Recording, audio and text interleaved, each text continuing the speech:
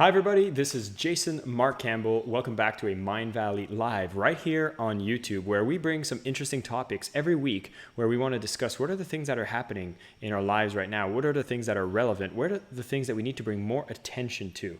I think 2020 is a very interesting time where we get to have more digital encounters more than physical encounters, and what we wanted to do is bring a topic that will be really close to the heart for so many people that are either looking for love, in love, maybe having struggles in love.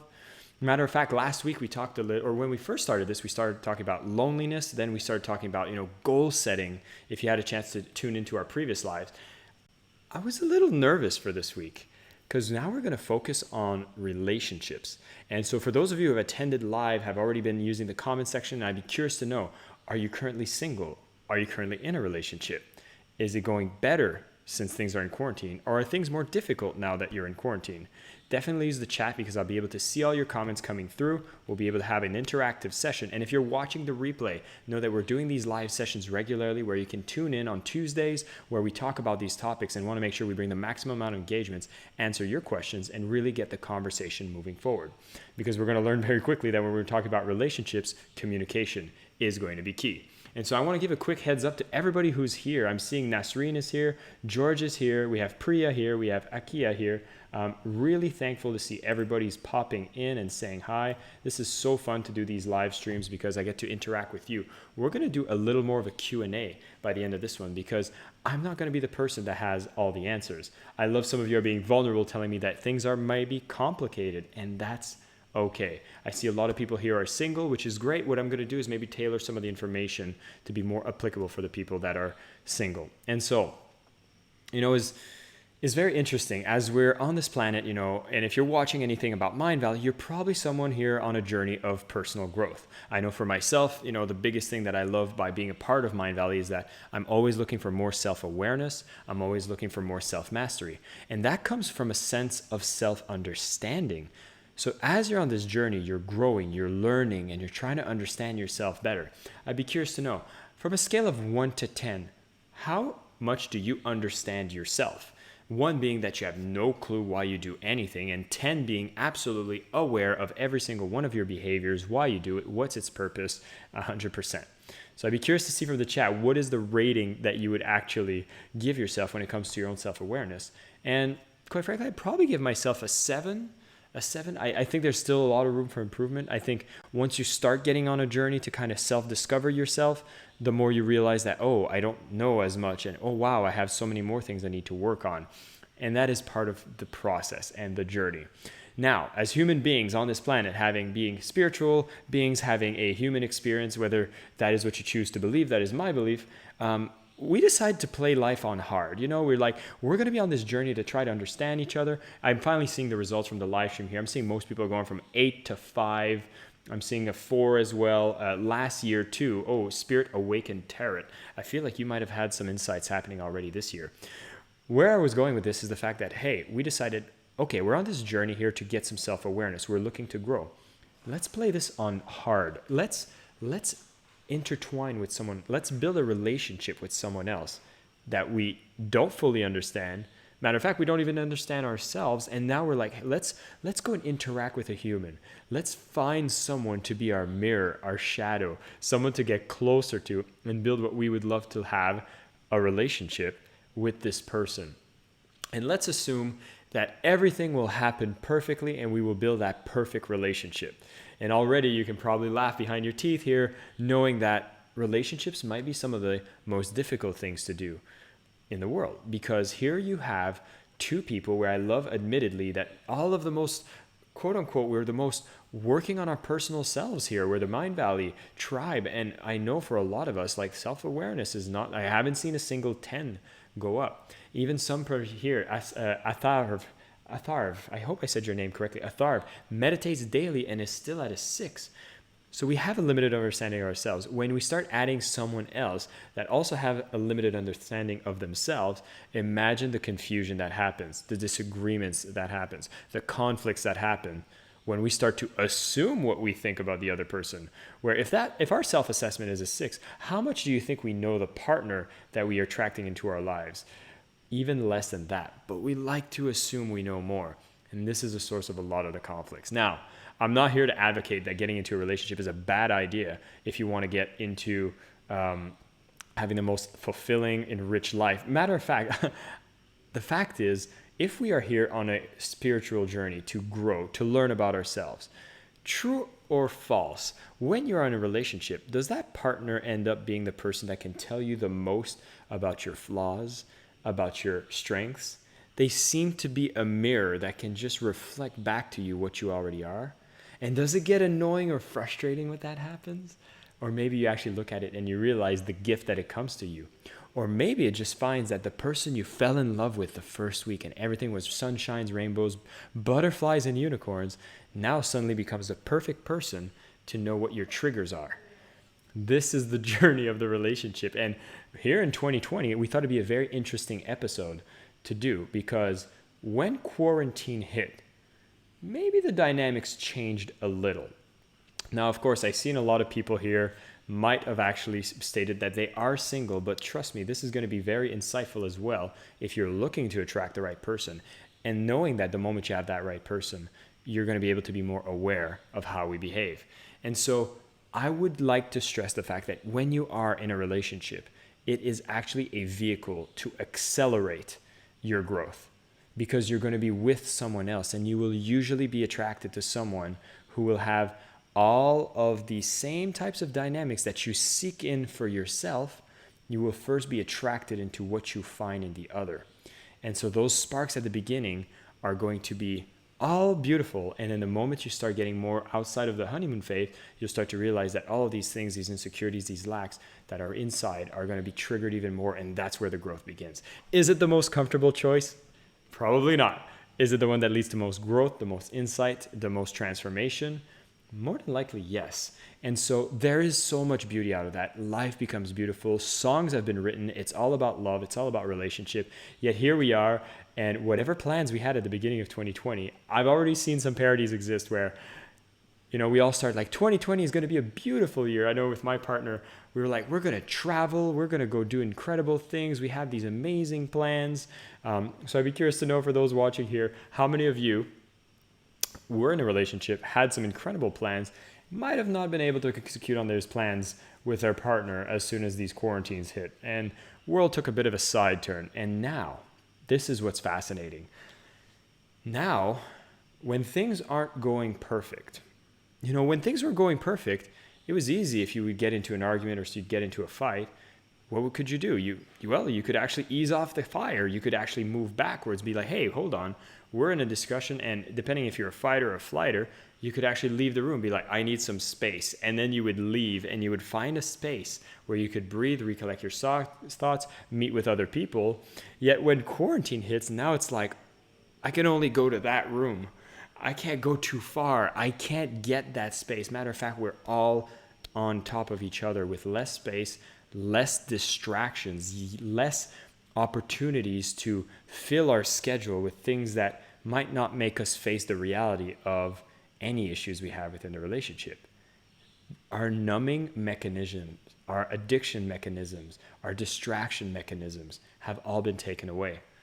We had a chance to interview, it was Dr. Shefali Tsabari. She is one of our teachers when it comes to conscious parenting, but she talked about how this quarantine and this movement that's happening in 2020 becomes the biggest spiritual awakening we'll probably see in our times. I'd be curious to know, do you see the benefits on the silver lining of what's happening this year in 2020? Do you have any of these experiences? Are you finding a sense of peace? Are you seeing the growth that can happen from all the transformation, all the confinement that we have? We can't go and buy things to make us feel better. We can't go out and go out and drink with friends if things are going bad. So now the relationships become more raw. Now things become more tense. The fire keeps building. And I've had a lot of my friends have actually broken up in the quarantine. I've seen a lot of relationships fail. I'm seeing myself, like I've had a lot of struggles in my relationship. It's one of the reasons I was so nervous to do this webinar with you, is because I'm seeing what's happening with my own relationship. And I'm like, who am I to talk about the way to build relationships in 2020? There was one title that was being proposed to do this live stream. It was like how to build a perfect relationship even in 2020. And this is one of the things I've decided to embrace as an own reality, is that The idea of a perfect relationship, I think, was advertised in Disney movies and, rom-coms that actually take us away from what is the best experience we can have within the relationship, which is the growth, which is the reflection, which is the mirror that comes from your partner. And so this is something I've been dealing with, but at the same time, I've realized what happens when we slow down and we start addressing some of the core issues. We start going back into our childhood patterns. Is it true that a lot of the relationship patterns that we have are based on the relationships that we've built while we were children? I mean, study personal growth long enough, you'll quickly realize that most of the things that mess us up has actually happened when we were in our childhood. Yeah, I know. So we're always brought back there, but nothing brings you back and makes you face those things to solve those problems more than making a relationship work. Okay, I talk relationships a bit, and I want to talk to the people that are single a little bit. What better way to show up in a fully radiant self than being someone that is dedicated to personal growth, that is growing, makes it so that when you're going to be looking for that person, you're going to attract the person that's at the same vibration as you. So the more you raise your own vibration, the better you'll be able to attract somebody that is going to be a closer match to you and wants to be part of that growth with you. Now, reason we picked the topic of love, it's no secret. We are doing an incredible launch this week, which is with Donna Eden and David Feinstein. They're the authors of Energy Medicine. For any of you who've already been through Energy Medicine with Mindvalley, I'd love to see it in the comments. But now we just did a brand new program with them, which is about energies of love. I watched the masterclass yesterday, and the next thing I had to do was actually share the masterclass with my girlfriend. And so I would highly encourage, for those of you who haven't registered yet, we're going to post up the link so that you can actually see this masterclass. It's about an hour long. But here's the biggest thing that I think is a tool that you can all use as you're going to be going through this 2020 with your partner. If you're feeling raw, I'm seeing Nasreen is saying too many raw. I'm seeing a lot of people is saying nothing's easy. I love here what actually was said by Saif, which says the quarantine is the most influential time in my life and the best year to learn about myself and improve and thrive while others are feeling bored. I don't know. I wouldn't use bored as the definition of my year. I would actually describe it more as a constant sense of triggering and an amplification of my discomforts, which is motivating me to move and do something about it. So here's one of the things that you'll discover in that masterclass, which is super fun, is did you realize that there are 4 different types of energies that we actually naturally default to when we get into a heated argument? Every time you get into a time that you're triggered, you are going to default to one of the 4 types of energies. And this was the most groundbreaking aspect of the masterclasses. If you don't know what type of energy you are, I hope I don't mess these up, but we're talking about being someone that is auditory, visual, kinesthetic, or digital. And the digital one was an interesting one. And in the masterclass, they'll walk you through what are those 4 types, how do you typically behave. And I'd love for you to go watch that masterclass and find out what is your type and what is your partner's type. And just by going through that, you'll start to understand what are the different ways we react when we are in a heated argument that makes it so that we feel so disconnected. You know, some people that are auditory, I know, for example, would say, I just can't believe I'm not being heard. You're trying to express your point and you feel like the other person isn't listening. Matter of fact, if you're someone that's more kinesthetic, maybe you can't speak for yourself because you absorb other people's energy so much that you shut down. Or if you're someone that's visual, maybe you stare people right in the eyes and then you're very intense with the people and you don't realize why they're not looking at you in the eyes. You think they're lying to you, they're betraying you. So I highly encourage you to watch this. I'm going to ask, we have Darren, by the way. Send some love to Darren. He's in the background. He's making all this live stream stuff happen. So send some love to Darren. You can say, hi, Darren. Darren's going to drop a link and he's going to be able to get you registered for that masterclass. So I would love to take the rest of the time here to share a couple things that I've practiced that were immensely useful during this quarantine. I've never found myself reading so many books about relationships because all of the issues became very real and there was no escape from it. And so if you're someone that's an avid learner and loves to grow, you know that you can always go out and find good information that can support you. I want to recommend a few of those books. And some of these are going to give you a few of the things that I've taken away from those books so that you can actually see if you can apply these tools yourself. The number one, okay? Boundaries. Boundaries, boundaries, boundaries. When you read the book Boundaries, first of all, if you are Christian and or Catholic, you will see this book is perfect because it is very much based on Christian philosophies, and it quotes many aspects of the Bibles and how to interpret the Bible in a way that is much more healthy than a lot of people who make themselves become victims of their beliefs in the Bible, which is actually shown to be not the best way to behave and not the true intention. If you are not religious, I would just say, or if you're just not Christian, I would ask you to suspend your judgments around the references to the religious beliefs. But the book itself about boundaries is so powerful and teaches you just how to reclaim your own power in a relationship and understand that when you set boundaries, you're able to step with so much more strength, so much more power, and you can strengthen the relationship because you're not going to be holding silent resentment for every action that transgresses your unspoken boundary, where you actually start being angry at the other person because they stepped over a boundary that you never communicated in the first place. That's what hits close to me. That's what I've been continuously working on, and I'm going to sneeze. I'm going to look at the light. I'd be curious to know, what is your trick when you need to sneeze? Because I've been needing to sneeze for about 10 minutes, and I think I'm back. Sorry for the intermission. What I was saying is that boundaries, if you don't communicate with your partner and you start resenting your partner because they're transgressed, maybe they're not giving you enough space, they're not giving you that time alone, maybe that they're asking you some questions that are really triggering you and you realize this is not the space you want. Maybe you have a strict schedule, maybe you want more freedom. Whatever it is, your boundary, it's great to be able to express them, and you don't want to be able to hold negative resentment. That's what causes most of the frustrations, where you let it build up until you snap. And I know for me, this is the way that I would typically interact, is I would hold it back, I would hold it in. I would say like, oh yeah, this person's going to get it. They're going to get it. I'm glad that some people here are suggesting that I sneeze it off. I did not want to sneeze on a YouTube live. That's the minimum that I didn't want to do. I had a cat scream in the last video. So if you go back to the last video, go at about 50 seconds and you will hear the cat scream of death. It's funny, but it's great. So no, I would not sneeze. I think I got it. Looked at the light. We're good to go. Boundaries. Very powerful book. If you've went through that book, I'd love to hear what your insights were. If you want some more, make sure if you have issues with boundaries, leave a comment and let us know. Maybe we can interact. I'd love to open a dialogue on that because it was so powerful for me. Another thing that I want to suggest is not necessarily a book. It's actually a principle from one of our authors here at Mindvalley.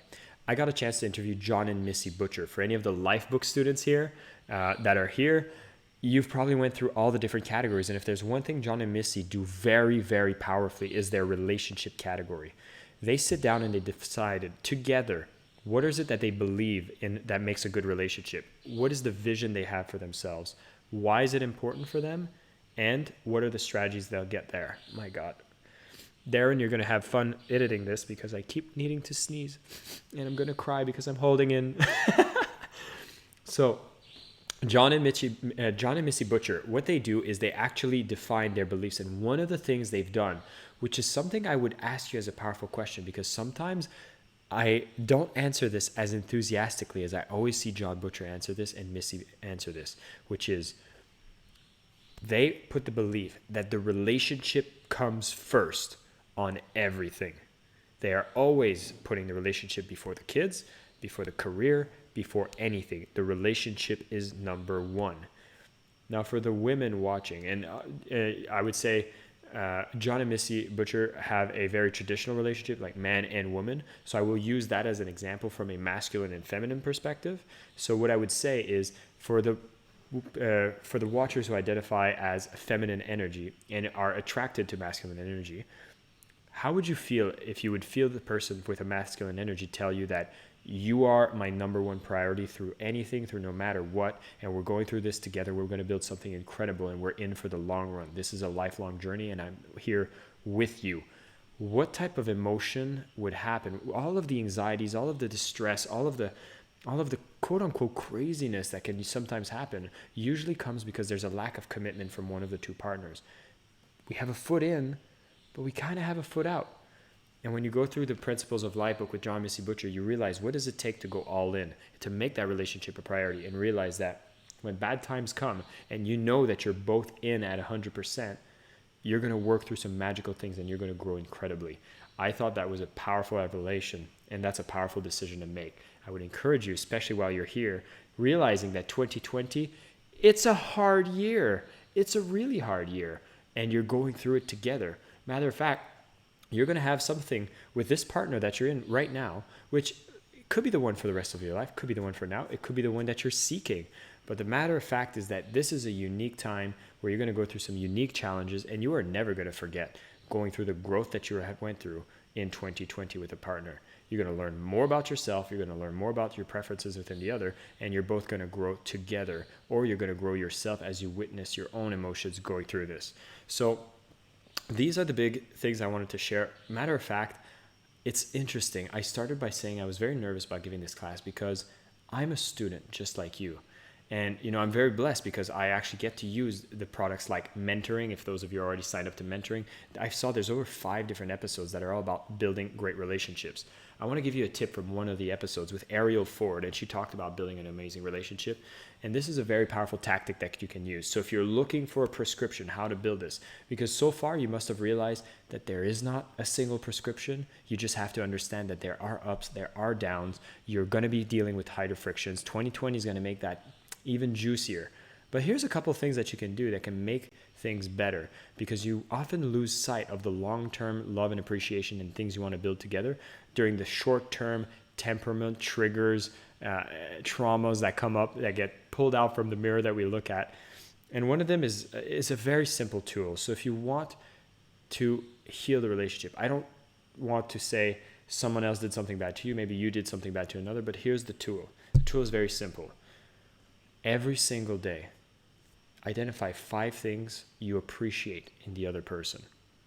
Now, if you're doing this to the other person, you'll probably naturally see that the other person will have some sort of reciprocation to you, or at least a deep appreciation for the sentiment and the activity that you did. But when was the last time you took the time to go to your partner and say, here are 5 things I appreciate about you?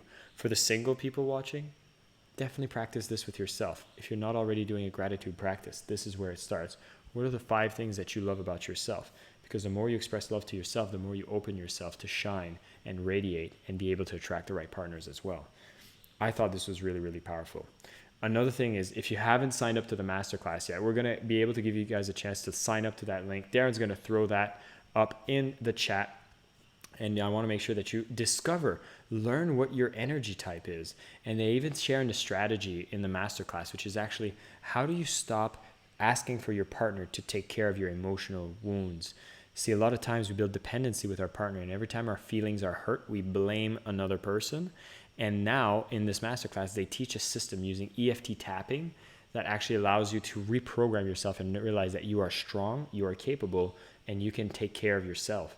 And knowing that you can take care of yourself means you can show up in a relationship much fuller, much more present, and much more loving.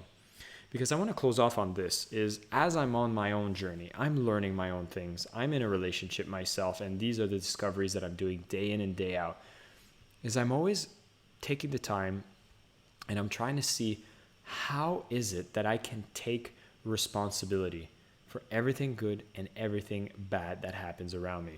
And when it comes to relationships, every time I see any kind of reaction from my partner, I always ask myself, how am I responsible for this?